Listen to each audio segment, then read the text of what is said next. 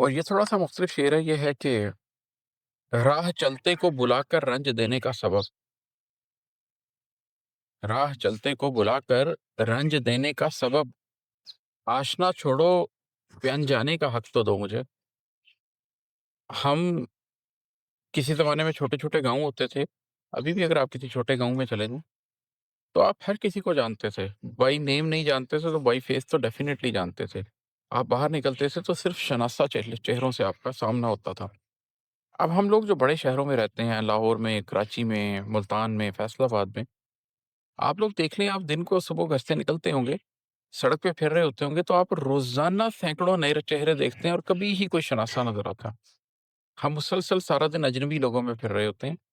50 या 100 लोगों की एक बस्ती में एक आशनाई पाई जाती थी, लेकिन करोड़ों लोगों की, मिलियंस ऑफ लोगों की जो बस्ती होती है, उसके अंदर आशना नहीं होते, सब अजनबी होते हैं। लेकिन उन अजनबियों के दरमियान भी आप उनके साथ किसी तकलीफ़ के रवैये से नहीं गुज़र रहे होते, आप उनको कोई रंज नहीं दे रहे होते। हो सकता है आप उनको देख के मोहब्बत से हाथ ना हिलाएँ, हो सकता है आप उनसे मुसाफ़िया ना करें, हो सकता है आप उनके तसल्ली के लिए कुछ ना करें, लेकिन आप कम से कम उनको इग्नोर करके गुज़र जाते हैं। आपको कम से कम वो नज़र ही नहीं आते हैं, आप बिल्कुल उनसे बेईमानी एक रिश्ता रखते हो। लेकिन अगर आप किसी को राह चलते को बुलाकर उसको रंज दे रहे हैं, तो ये तो एक इस बात का इशारा है कि आशनाई भी है और रंजिश भी है। ऐसा नहीं होना चाहिए।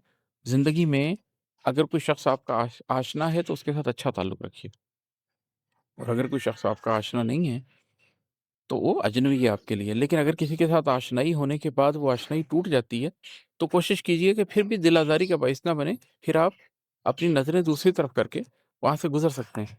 लेकिन जब राह चलते को बुलाकर रंज दिया जाता है, जब किसी को देखकर उसको तकलीफ़ दी जाती है सिर्फ़ इस वजह से कि मेरी तुमसे कोई पुरानी आशनाई है, तो ये एक चीज़ एक रंज देती है। ये हम आम तौर पर महसूस करते हैं अपनी ज़िंदगियों के अंदर भी कि जिन हम अमूमी तौर पर रिश्ते को तोड़ते वक़्त इतना ख़राब कर लेते हैं कि उसके बाद हम एक-दूसरे की शक्ल देखने के काबिल नहीं रहते। जितनी देर लोगों के साथ चलते हैं, अच्छी तरह चलते हैं, लेकिन जैसे ही रिश्ता टूटने का टाइम आता है, वहाँ पर हम अपने हकीकी रंग दिखा देते हैं, ऐसा नहीं होना चाहिए। और है कि आरज़ू की आग 2 दिन में नहीं बुझ पाएगी। आरज़ू की आग 2 दिन में नहीं बुझ पाएगी, कम से कम उम्मीद बहलाने का हक तो दो मुझे।